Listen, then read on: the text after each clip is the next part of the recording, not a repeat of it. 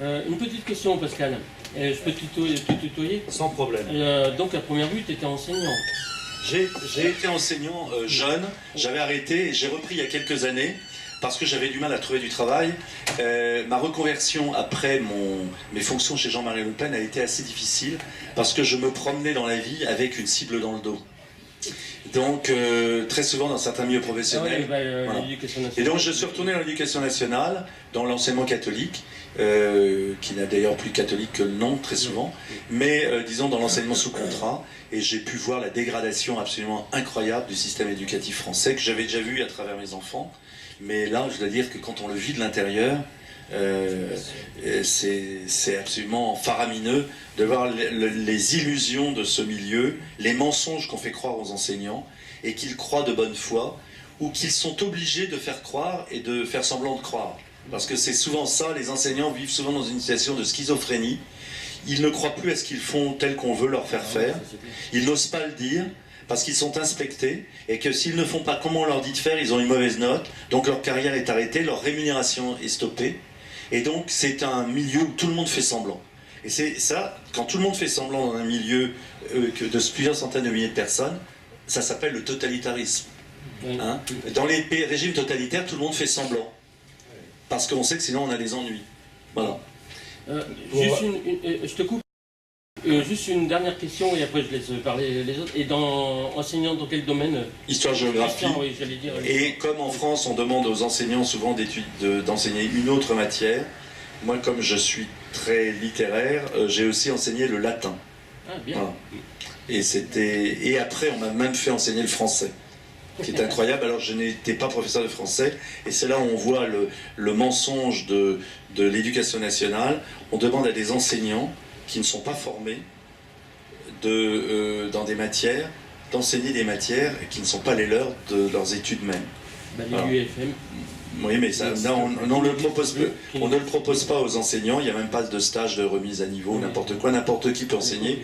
Et ceci dit, moi je m'entendais très bien avec mes élèves, et j'en ai qui m'écrivent depuis que je suis candidat, des anciens élèves de Châteaubriand particulièrement, qui suivent ma campagne. C'est assez sympa d'ailleurs. Alors j'essaie de pas trop leur répondre parce que ce sont des mineurs et que je veux pas les influencer, mais voilà, ça s'est bien passé, je garde un bon souvenir, mais en même temps je garde un mauvais souvenir de l'institution. C'est une machine, comme disait Jean-Marie Le Pen de certaines administrations, il disait certaines administrations sont une machine à fabriquer des mégots. Et je dois dire que l'éducation nationale est un peu en grande partie une machine à fabriquer des échecs. Et c'est un mammouth aussi. Voilà, et c'est en même temps un mammouth. Mais qui ne casse pas les prix, contrairement, vu son coût. Voilà, pour compléter ce que dit Pascal au sujet de l'enseignement, nous avons eu l'occasion, certains s'en souviennent ici, d'une enseignante membre du Front National qui avait osé raconter ce qui s'était passé dans un certain collège de Saint-Nazaire, qui disait que pendant la minute de silence aux attentats Charlie, certains élèves non, on ne participe pas à ça, on ne veut pas. Donc le seul problème de cette enseignante, c'est d'avoir dévoilé à la presse. Les profs sont tombés dessus, le maire de Saint-Nazaire s'est déplacé, elle a été très mal notée, elle a eu quelques problèmes vis-à-vis de sa hiérarchie. Et ce qui est le plus grave, elle a quitté Saint-Nazaire, on l'a aidé à quitter Saint-Nazaire, elle a obtenu une mutation dans une autre ville. Je ne vais pas citer la ville, c'est pas la peine de faire de publicité. Ce qu'on vient d'apprendre, c'est que le SNESUP la suit à la trace et a prévenu la nouvelle direction publique de son passé de militant Front National et du collectif Racine. Donc quand on parle de la tolérance bienveillante de la gauche, on va mal y croire. Excuse-moi, tu connais pas? Oui. J'aimerais avoir ton idée, Pascal, sur le low cost. Parce que le low cost en France a commencé avec la grande distribution, on connaît bien Aldi, Lidl et tout ça. Ensuite, ça a touché la restauration, puis l'aviation. Maintenant, on en vient à la médecine parce que j'ai vu des reportages dernièrement sur Paris où on a des dentistes low cost. Sarkozy nous a dit un jour travailler plus pour gagner plus. Aujourd'hui, j'ai l'impression qu'en France, c'est payer moins et gagner moins. J'aimerais avoir ton idée sur le low cost. Qu'est-ce qu'on pourrait faire au niveau de la région pour arrêter cet enracinement du low cost qui nous donne des emplois assez précaires où les gens ont des salaires petits avec des mi-temps, voire des 10 heures semaine. Ah oui. Je pense qu'il y a un problème. Vous voyez bien, la région, c'est, je vous disais, 1,5 milliard de budget. La région de Flandre, en Belgique, c'est 28 milliards. Donc nos régions sont des nains. Le budget de la région est plus petit que celui de la Loire-Atlantique. Donc ce sont de fausses régions. On nous ment, la loi NOTRe est une escroquerie. Elle n'a servi qu'à une seule chose, à promouvoir les métropoles.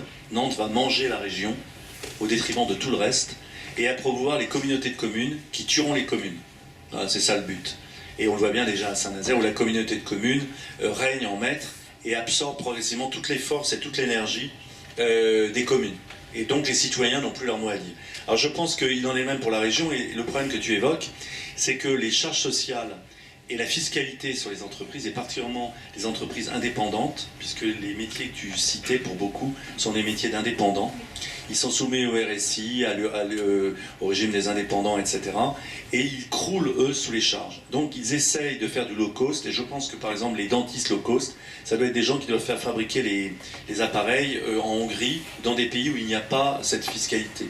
Donc ils contournent en quelque sorte les ateliers de fabrication d'appareils dentaires, qui eux sont soumis à la fiscalité normale, et ainsi ils font du low cost pour essayer de survivre. Et ça veut dire que la région, honnêtement, je te le dis, la région ne peut rien contre ça, il faut changer de politique au niveau national. Voilà. Et c'est pour ça qu'il est impensable, il est indispensable de le faire, et il est indispensable de le faire aussi en portant Marine à l'Élysée, car sans cela, nous ne parviendrons pas à réformer la France. Nos régions n'ont que très peu de pouvoir en réalité. La région ici, 13% de ses revenus seulement sont votés par les conseils régionaux pour la fiscalité sur les cartes grises, et la part de la taxe régionale sur les carburants. C'est très peu, c'est au maximum, hein, les socialistes font payer plein de pots, ils ont atteint le plafond, ils ne peuvent pas aller au-dessus, mais on ne peut rien faire de plus. Et par contre, ce qu'on pourrait faire, mais ça c'est une politique nationale, c'est permettre à tous ces indépendants, toutes ces petites entreprises d'exister et de vivre. Qu'est-ce qui fait la richesse? Qu'est-ce qui a permis par exemple à un pays comme les États-Unis de traverser la crise, même s'il y a eu une très grande misère? C'est qu'il y a eu tout ce tissu de petites entreprises a pu survivre parce qu'ils ne sont pas accablés d'impôts. Il y a des pays aussi où les gens ont survécu, c'est l'Italie, non pas parce qu'il n'y a pas d'impôts, mais en Italie, l'État est incapable de le faire rentrer parce que c'est le foutoir. Donc les Italiens sont les rois de la fraude fiscale et survivent comme ça. Voilà. Il en est le même d'ailleurs en Flandre, je vous parlais de la Flandre. La Flandre est un grand royaume de la fraude fiscale. L'administration fiscale est très petite et laisse faire. Parce que d'une certaine façon, il y a une sorte de consensus. On laisse faire les gens, les entreprises, on ne les embête pas. Ils ont plein de liquide, ils font plein d'opérations en liquide, mais la machine tourne et tout le monde est content. Voilà. Donc, comment? La Grèce aussi. Alors, la Grèce c'était pire parce que en plus l'État était en faillite. Donc voilà. Mais voilà, je te dis ça parce que il faut pas rêver. Si vous écoutez les messages de nos concurrents, ils sont en train de vous vendre la lune et vous aurez le soleil en plus. Mais vous aurez surtout les impôts et les charges, et c'est ça surtout qui tue l'emploi. Alors l'emploi, c'est aussi les grandes entreprises comme STX qui ne sont pas soumises au RSI. Mais vous voyez que là, elles sont victimes d'autre chose, de l'image de la France, de l'incapacité des élites françaises à avoir une attitude digne. On peut reprocher plein de choses à Poutine, mais on ne peut pas lui reprocher de manquer de dignité.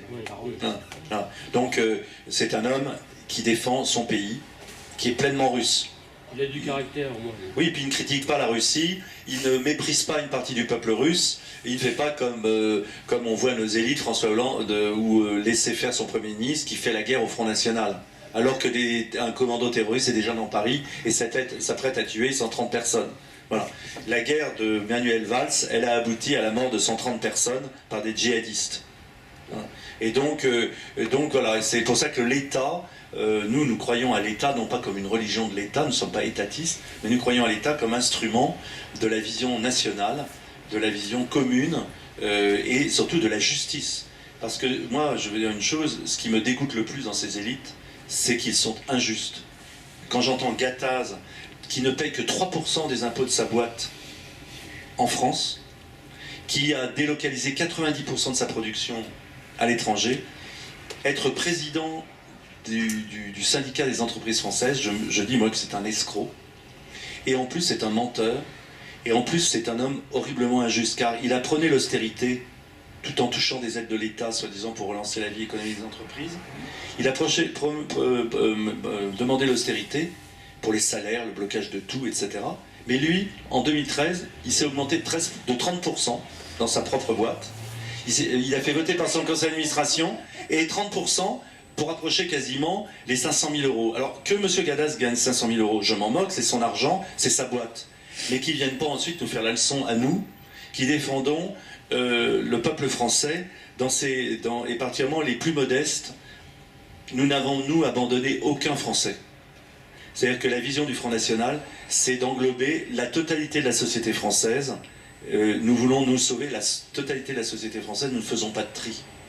Eux font des tris en permanence. Nous ne trions personne, nous prenons tout le monde et nous voulons nous mener tout le monde plus haut.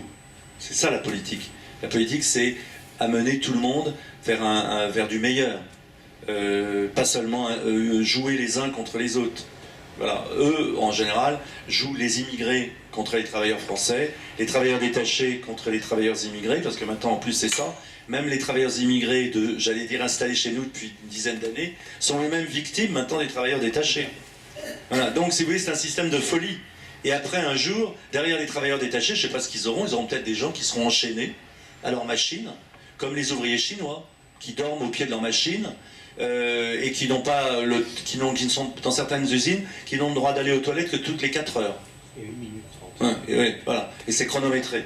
Voilà. Donc, voyez, c'est pour vous dire. Voilà. C'est pour répondre à ça. Je voulais revenir Oui.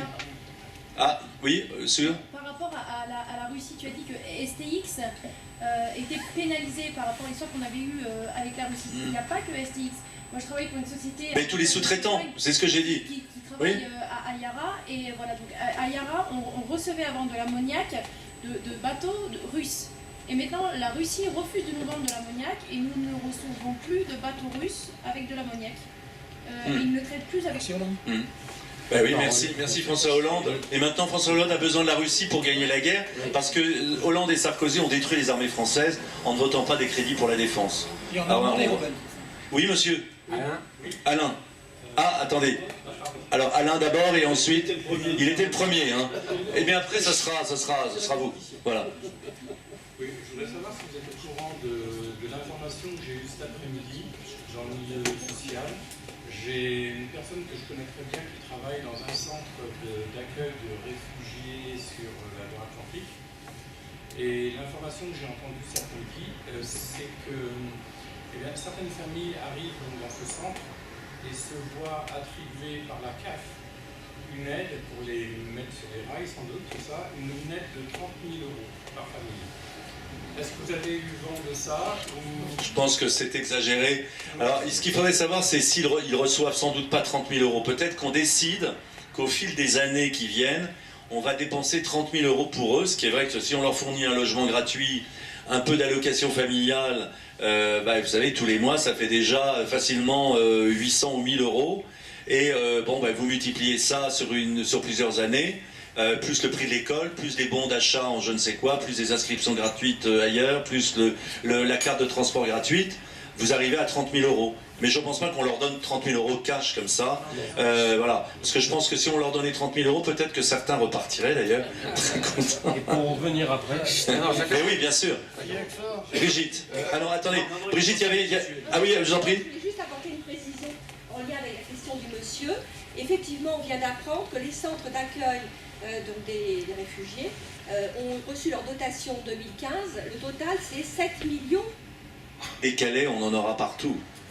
Quand on aura fait des regroupements comme ça, de gens qui sont dans une situation bien pire, parce que si vous voulez, le grand avantage qu'avaient nos immigrés classiques, c'est qu'ils étaient issus de pays où on parlait français, et où ils avaient quand même une vague connaissance de ce qu'était la France. Ça paraît évidemment souvent, mais je vous assure que c'est vrai. Et là, les gens que nous voyons arriver sont des gens qui arrivent d'un autre monde. Ils arrivent de l'Asie quasiment, ils sont du Moyen-Orient qui ignorent complètement ce qu'est la France. Et donc ils arrivent d'une autre planète, c'est le cas de le dire. Ça ne veut pas dire qu'ils n'ont pas de dignité, mais leur dignité serait beaucoup plus mise en valeur à proximité de leur pays d'origine que chez nous. Voilà. C'est-à-dire moi je refuse pas des réfugiés, mais des vrais réfugiés. Et les vrais réfugiés, ce sont les réfugiés chrétiens. Ce sont ceux qui ont été massacrés par les islamistes de tous bords, ceux de M. Fabius, ceux soutenus par les Américains, ceux soutenus par l'Arabie Saoudite, c'est-à-dire tous ces groupes islamistes qui ont été utilisés et instrumentalisés contre le régime de Bachar el-Assad, et qui finalement sont des créatures qui se sont retournées contre leur mandataire d'une certaine façon et ont pris un poids aujourd'hui qui fait qu'elles deviennent incontrôlables et que la seule façon de les contrôler, c'est de continuer à leur donner de l'argent. Voilà, c'est-à-dire que c'est une espèce de course en avant. Eux, ils ont pris une puissance que personne ne soupçonnait parce qu'ils étaient beaucoup plus intelligents que ces gens-là pensaient. Et donc maintenant, ils ont le pouvoir dans une zone très vaste qui englobe la moitié de la Syrie et la moitié de l'Irak. Et voilà. Et donc voilà pourquoi l'incident avec la Turquie et Poutine, c'était ça. Poutine a voulu frapper tous les convois de pétrole organisés par Erdogan et sa clique, qui s'en mettaient plein les poches en revendant le pétrole que faisait passer Daesh à travers la frontière turque. Des norias de camions, et Poutine a fait bombarder ça pendant des jours. Des centaines de camions, peut-être des milliers de camions ont été détruits. Et Erdogan, évidemment, était furieux. Donc il a fait abattre un bombardier russe. Mais je pense que la Russie n'en restera pas là. Et que la Turquie va beaucoup souffrir de s'être heurtée aux grands géants russes. Car traditionnellement, les Russes n'ont jamais aimé les Turcs. C'est une vieille histoire. Mais c'est une proposition pour 2500 personnes. Si on était élu à la région définitivement, et si je devenais président de région avec notre équipe, avec Jean-Claude qui serait donc vice-président pour la Loire-Atlantique, puisque nous voulons faire une vice-présidence par département, nous avons proposé de prendre en charge la moitié des charges sociales d'un salarié s'il est engagé pour 2 ans et en CDI, de telle sorte que ça relance l'embauche dans les toutes petites entreprises, dans des entreprises de 2 ou 3 personnes, ou même seules, unipersonnelles. Voilà. Est-ce que du travail, ça n'est pas la région, c'est l'État. Et alors en plus, vous savez, il faut faire... La France est le seul pays dans lequel il existe une distinction entre CDD et CDI. Et c'est ce qui fait la difficulté. C'est que, si vous voulez, s'il y avait un contrat unique de travail, je pense qu'on engagerait beaucoup plus facilement un salarié, parce qu'on lui dirait, bon ben voilà, on vous prend pour 6 mois, ou pour 8 mois, ou pour 1 an, ou pour 2 ans, et puis point final. Mais du coup, le chef d'entreprise prendrait le risque des 2 ans. Parce qu'aujourd'hui, il se dit, oulala, je vais prendre un intérimaire. D'ailleurs, regardez le nombre d'intérimaires qu'il y a maintenant. Tout à l'heure, avec Samuel, on a eu une très grande surprise là sur la place. Alors, moi, je connais pas bien Saint-Nazaire, donc la place, tu vois le nom de cette place là? Place des Libertés. Là où il y a la Micaline. Place des Martyrs. On a vu un minibus s'arrêter. Bulgare. Non, il était pas bulgare. Descendre un certain nombre de jeunes, de 20-25 ans, rentrer dans un immeuble. D'ailleurs, ils avaient des bonnes gueules, ils avaient des bonnes gueules le cheveu court, enfin, comme on aimerait bien voir beaucoup de jeunes Français, des bonnes gueules de travailleurs. Ils étaient en cotte, là, en travail, tenue de travail, comme mon fils qui est apprenti menuisier. Donc j'avais exactement la même tenue. Ça m'a attiré l'œil, et ils sont partis, et on a regardé la plaque LT Lituanie. Ah ben je suis pas tombé loin. Non. C'est bulgare. Et alors Lituanie, pourquoi? Vous pouvez m'expliquer qu'est-ce qu'ils font iix? Ben parce que ils payent pas Ils travaillent au chantier? Oui, oui. C'est-à-dire que le matin, moi je me déplace, il est 5h30. Je me déplace tous les matins à 5h30, je fais le tour du centre-ville. Et il y a quelques mois, on voyait ces petits bus, mais c'était des petits bus de 10 personnes à peu près, lituaniens, polonais, etc. Ce qui a changé depuis 2 mois, c'est que maintenant ce ne sont plus des bus à 10 places, maintenant ce sont des bus à 25 places, 30 places. Et je les vois, alors le grand départ était la Micaline, tu as raison, il y a un bus à 6h et il y en a un autre qui part vers 7h30. Tu en trouves un autre derrière la mairie, tu trouves à peu près 4 points de ramassage. Mais ce sont des gens tout à fait corrects, qui ont un comportement très digne. Et en plus, j'étais avec un chef d'équipe hier, qui me dit que ce sont des gars très bien formés, qui font du très beau travail. Ouais. Il y a quelques années, les détachés étaient mal formés, et on disait qu'on passait plus de temps à refaire le travail derrière eux. Mais maintenant, c'est faux. Mais nous étions hier à distribuer des tracts nous avions 2 équipes, je vois nos amis qui sont là, et c'est incroyable, l'embauche de 7h, On les repère très vite, ils arrivent par groupe, casqués, tout équipés, en code, comme tu dis. Et bon, notre langage vis-à-vis d'eux, c'était vous parlez français. Donc on leur donnait pas le tract, puisqu'ils ne disent pas le français, mais on n'a aucune utilité. D'ailleurs, nous avons distribué des tracts qui étaient une explication flamme navale, où il y avait l'explication de rien contre les travailleurs détachés en tant que tels. Si nous étions dans un pays en récession, nous serions bien contents d'aller travailler aussi pour nourrir notre famille, mais par contre, ça casse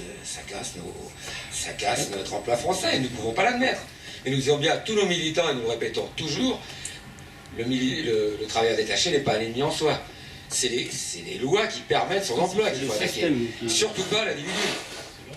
Vous vouliez poser une question? Non, mais derrière. Bonjour, je me présente Joseph, je suis militant. Et je voulais poser une question parce que je suis revenu ici en Loire-Atlantique depuis très peu de temps, donc depuis 2 ans. J'habitais avant dans la région Rhône-Alpes. J'ai une compagne qui est handicapée, sclérose en plaques, elle est assujettie à son fauteuil roulant électrique, jour et nuit presque. Donc elle avait certains droits. La Constitution française dit que tous les citoyens français sont égaux en droit. Ils sont handicapés ou pas. Donc elle avait certains droits en région Rhône-Alpes. La MDPH de Saint-Étienne, puisque nous habitions Saint-Étienne, qui est régie par le Conseil général, lui avait octroyé des droits. Et lorsque nous sommes venus ici en Loire-Atlantique, parce qu'on a fait un rapprochement familial, elle est de Saint-Nazaire, on a vu tous ces droits qui ont été annulés. Et lorsqu'on a demandé le pourquoi du comment, on nous a dit « Oh oui, mais chaque région fait ce qu'elle veut. » Or, je voulais savoir, est-ce que la MDPH dépend de la région ou du Conseil général? C'est le Conseil général qui paye. Donc la MDPH est un organisme qui dépend du Conseil général. Oui, alors depuis quand on fait sa petite dictature un petit peu partout dans chaque région? C'est chaque département. Chaque département, chaque conseil général, donc a en charge de la politique chaque sociale. département appartient à une certaine région. Oui, mais la région n'a aucun droit de regard. D'accord. Ouais, malheureusement, et c'est toute l'ambiguïté de ces systèmes. Alors le Front est favorable au maintien des départements, parce que finalement la région se superpose encore, et ne sert qu'à détruire ce qu'il y avait de positif dans les départements, et à prendre ce qu'il y avait et à en renforcer ce qu'il y avait de négatif. Je crois que ce que vous devriez faire dans votre cas, dans le cas de votre femme, c'est peut-être d'essayer de faire intervenir un parlementaire ou un élu en sa faveur, en expliquant son Non, dossier. pas socialiste, pour moi comme ancien DPS. Je vais me faire jeter. DPS en plus. Ils ne le savent pas forcément. Et je ne sais pas, la Loire-Atlantique, au niveau du département, bon, ils ne savent peut-être pas partout que vous avez été DPS. Hein. Oui, ils savent tout, ils savent tout. Quand j'ai créé mon entreprise, j'ai demandé des prêts. On m'a dit, mais vous êtes Front National, vous n'êtes pas un socialiste. Ça, c'était sur Saint-Étienne. Notre ami avait pris contact avec moi avant de venir dans la région. Il nous avait demandé de trouver un logement adapté pour sa compagne. Oui, bien sûr. Oui. Tu peux expliquer ce que la mairie de Saint-Nazaire t'a expliqué? En premier étage, c'est un logement adapté parce qu'ils avaient baissé toutes les prises de 20 cm. Ah, mais ils avaient Les prises du bas les avaient montées, celles du haut qu'ils avaient descendues. Voilà. Ils avaient oublié de baisser l'étage. Voilà, tout à fait, il n'y avait pas d'ascenseur, il n'y avait rien du tout. Non mais là c'est une anecdote, et bien sûr, pardon, pour ne pas citer, qui était président de Silène, c'est lui qui m'avait répondu, parce que j'avais essayé de mettre sur la voie un député, socialiste bien entendu, ici à Saint-Nazaire. Donc on a trouvé un appartement, mais dans le privé. Et loin de Saint-Nazaire. Et loin de Saint-Nazaire, puisqu'on est dans la Brière. Mais au moins, on ne les voit pas. Ah, t'es très utile là-bas aussi. Par contre, il y a autre chose que je me suis rendu compte, c'est que ici, le fait d'avoir été DPS au Front National, ça m'a joué pas mal de tours. Je suis... D'autres questions? Oui. Alors moi je vais me faire un petit peu l'avocat du diable. Ben, c'est bien. Donc vous parlez de diminuer les dépenses. J'ai pendant que vous expliquiez tout ça, j'ai un petit peu parcouru votre programme. Mais à côté de ça, vous parlez d'aider par rapport aux embauches. Oui. Voilà. De financer au niveau de la gendarmerie également, de financer les réaffectations à la ruralité. Est-ce que Est-ce qu'il est possible de faire des économies d'un côté et de faire d'autres dépenses? Équilibré. Oui, alors c'est équilibré pour une raison très simple, c'est que si vous enlevez dans les dizaines de millions de subventions qui sont reconduites automatiquement chaque année, si vous enlevez dans les frais de personnel, sur la gestion des carrières, de ne pas renouveler sur 6 ans les gens qui partent à la retraite, si vous renégociez tous les contrats qui lient la région à des organismes comme la SNCF par exemple, Monsieur Clergeau, il y a des frais de fonctionnement, il y a des frais de communication, et tout ça quand vous l'additionnez, eh bien vous arrivez à 45 ou 50 millions par an. Un de nos adversaires, Bruno Retailleau, a fait un calcul, et je pense que c'est, moi je le pense tout à fait vrai. Il dit qu'on peut économiser chaque année, on peut économiser dans un premier temps 45 millions en 2 ans. Sauf que lui le fait pour ensuite les dépenser en faveur de l'aéroport Notre-Dame de Nantes. Donc en réalité, l'aéroport de Notre-Dame-des-Landes, pardon. Et donc voilà, mais en réalité, il est possible de faire d'énormes économies. Et regardez ce que font les entreprises, même les grosses entreprises, lorsqu'elles sont en difficulté. Il y a des plans drastiques, ça ne passe pas forcément par des licenciements, mais elles arrivent à économiser 5 ou 6% sur une année, en comprimant tout. Et dans les régions, dans les collectivités territoriales, on ne comprime rien, la plupart du temps. On laisse tout aller à volo. On reconduit des contrats sans regarder la pertinence, le coût, les clauses juridiques. Il y a des tas de choses comme ça. Et il y a plein de parasites qui vivent au crochet des mairies. Évidemment, il y a une complicité de corruption, vous avez bien compris. La France est classée au 70e rang de la corruption dans le monde, derrière certains pays africains. La passation des marchés publics en France donne lieu à énormément de corruption. Et donc, quelqu'un qui arriverait à la tête d'une collectivité, c'est ce qu'ont fait les maires Front National, ils ont commencé à se faire amener toutes les conventions. David Rachlin m'a expliqué, il a fait tout amener, les contrats, etc. Puis ils ont fait les appels, ils ont fait rappeler tous les gens. Ils ont dit là, ça c'est contraire à la loi, ça vous ne le respectez pas, etc. Donc diminution. Mais quand vous faites ça avec tous les fournisseurs, eh bien, je vous assure que vous arrivez à de sacrées économies et vous arrivez en plus à maintenir l'investissement. Voilà. Pourquoi vous êtes contre l'aéroport de Notre-Dame-des-Landes? Pour l'instant, moi je suis pour. Hein. Oui, vous êtes pour parce que vous ne savez pas pourquoi et vous allez voir, vous allez être contre quand je vous aurai parlé. Je suis allé plusieurs fois en Égypte. Pour aller en Égypte, je prends le train de... Oui, mais je connais. Oui, d'accord. Oui, mais... Oui. Et alors, c'est pas parce qu'il y a un arrêt... Oui, mais attends, je vais te dire un truc. C'est pas parce que tu mets l'aéroport Notre-Dame-des-Landes que tu auras une ligne pour l'Égypte, hein. Elle va se faire... Nantes Atlantique vient de créer 2 nouvelles destinations. Il n'y a pas besoin de déménager.